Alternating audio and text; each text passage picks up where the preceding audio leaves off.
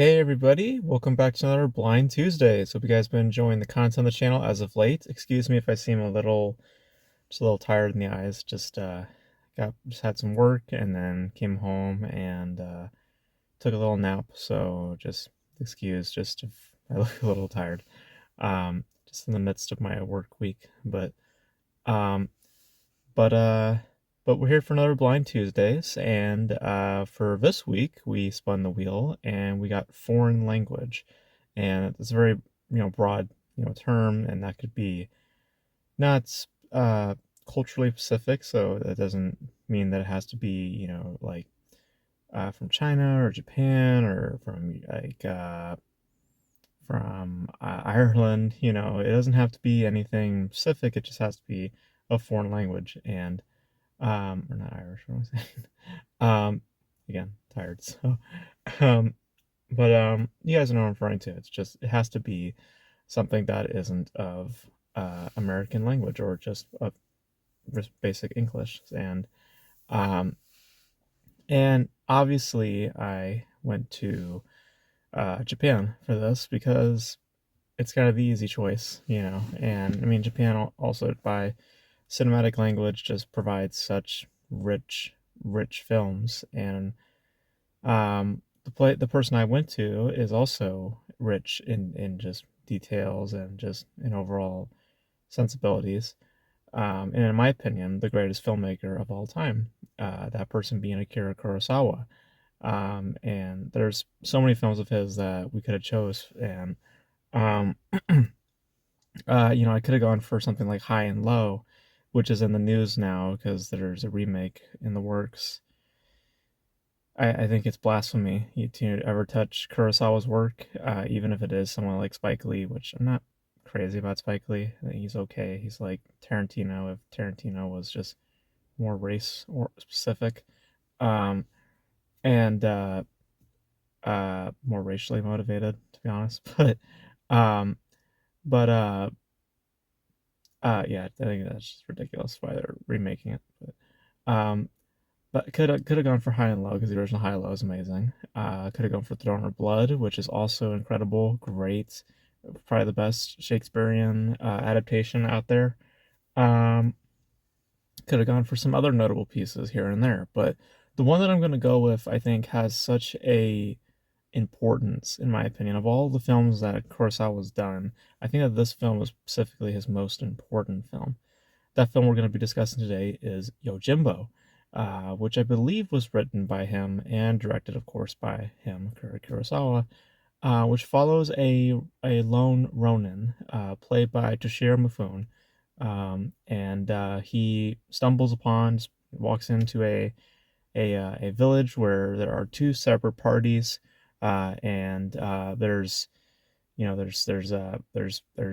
just mischief, there's drama that's unfolding, and Toshiro Mifune, him being kind of like a man for hire or just in his position of Ronin, everybody wants him to be on their side. So one party tries to entice him while the other party tries to entice him, and Toshiro Mifune is just playing both sides for the benefit of profit. Just hopefully he can gain more profit as because he has no real connections to the whole dilemma. And eventually, he does develop connections, develops his own perspective, and through that, he starts to devolve uh, that whole mindset of just developing profit and looking more to protect, in his eyes, the good ones of this little ransacked town. So, and in turn, save the town. Um, So, if what I described to you kind of sounds like a classic cowboy like setup, you would not be wrong in that because Yojimbo is, I think, very important in terms of the building of what we would know to be the cowboy because a lot of people mistake the origins of the cowboy. I mean, cowboys, the idea of the Western did exist prior to Yojimbo. Of course, in the silent era, there was, there was illustrations and many films of depicting of said environment, said lifestyle, culture, um, and it had its own identity for for a while prior to Yojimbo.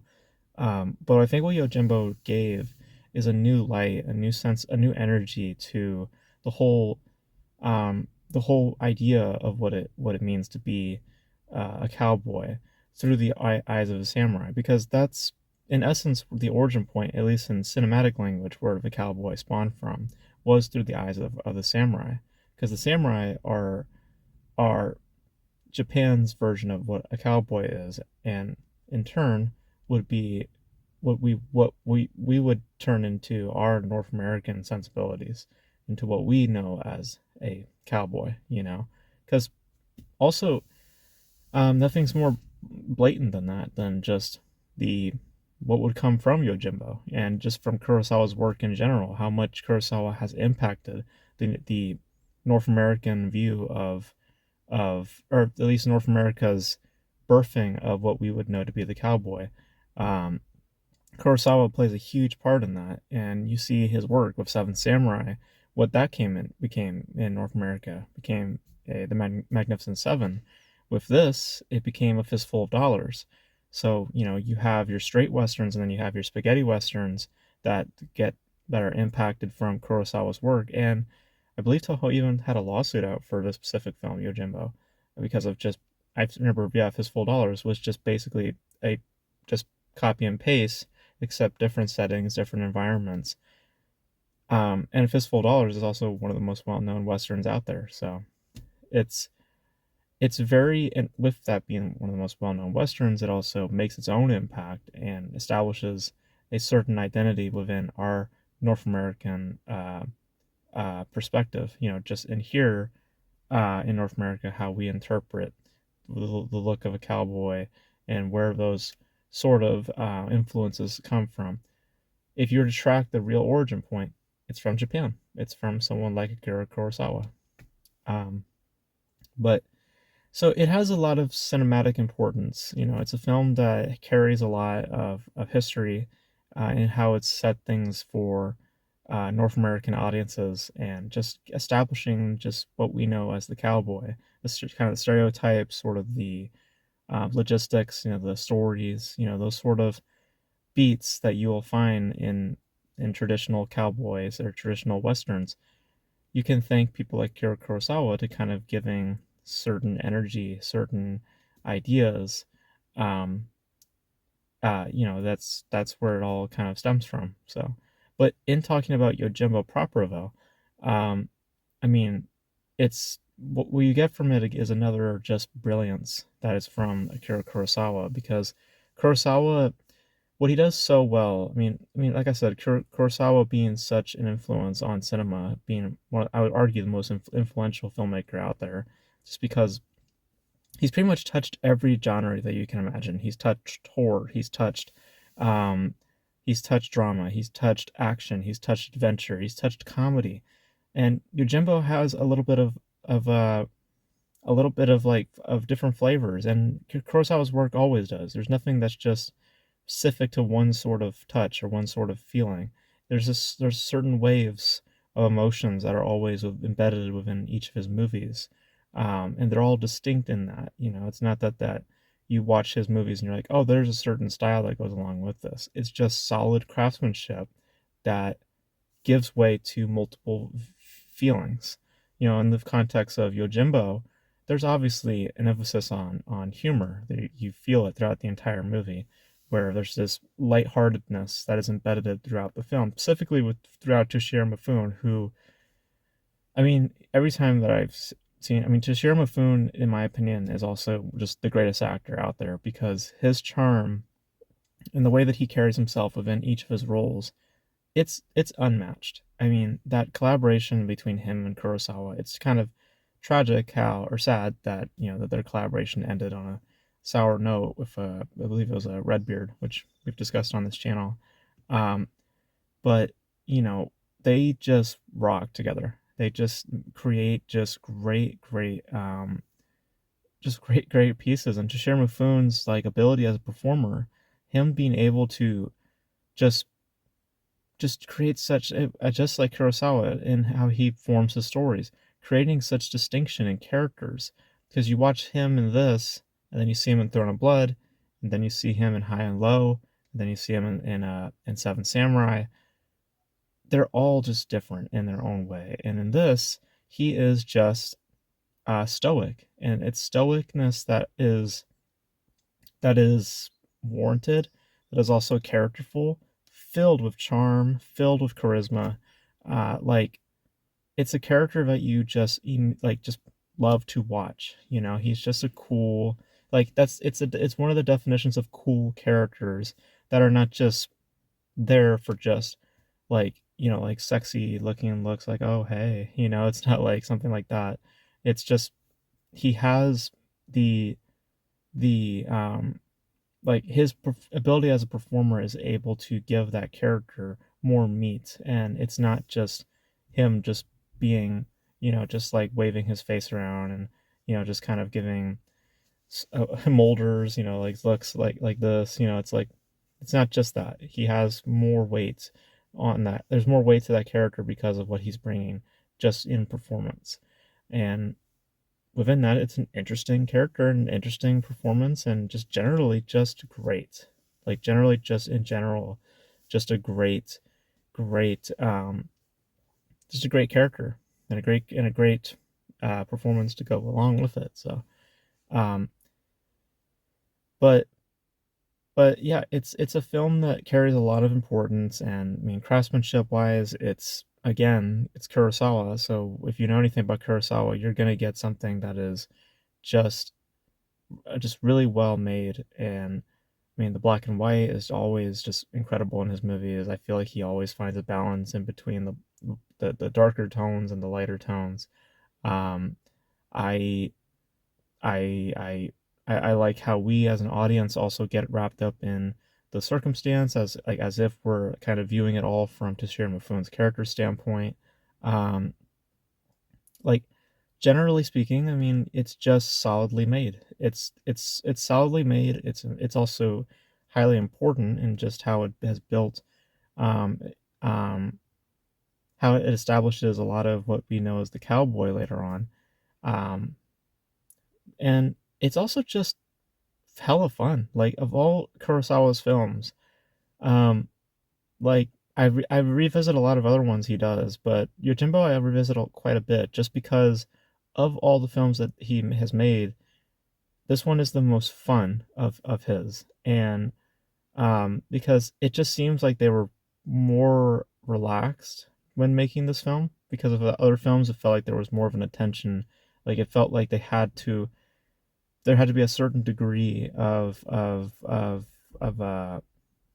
what is what's the word I'm looking for, like there's a certain degree of of passion that needs to be put towards those certain stories. With this, they feel more relaxed. They feel more just just kind of kicking their feet up, having a good fun time.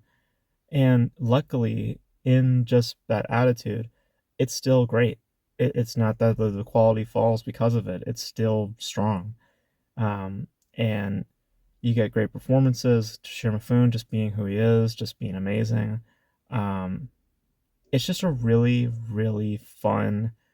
um, a really fun piece that has carries a huge level of charm.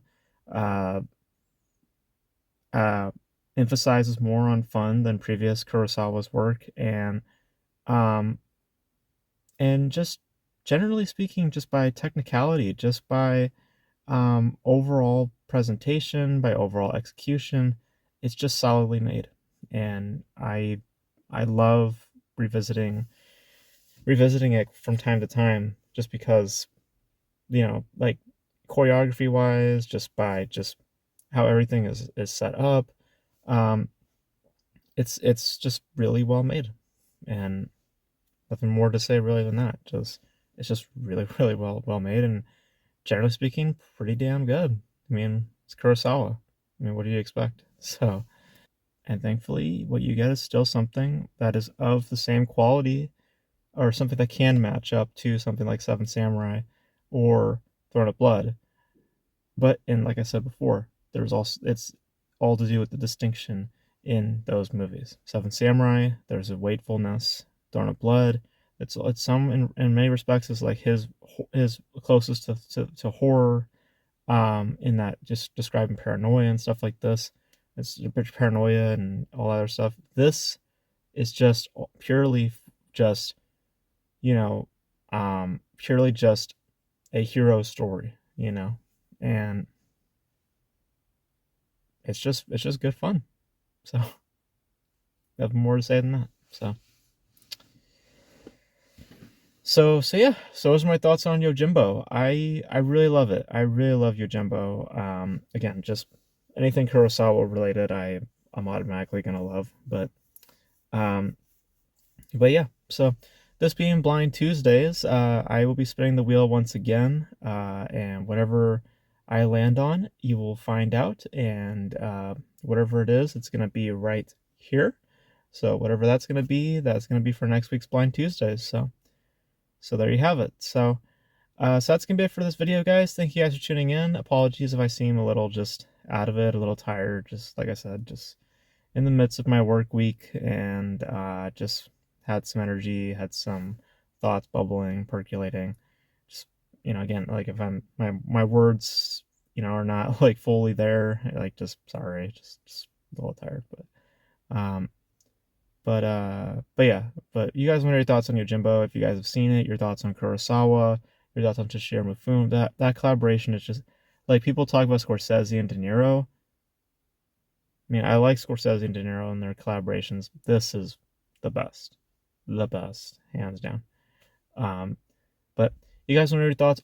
All things Kurosawa, all things Toshiro Mifune, and if you have seen Yojimbo, and just relay your thoughts on the importance of Yojimbo. Do you agree, or do you think that there's a different origin point in how the cowboy has been built over time? Let me know all your thoughts in the comment section below. And that's gonna be it for this video, guys. Thank you guys for tuning in, and until then, I will catch you guys in the next video. Bye.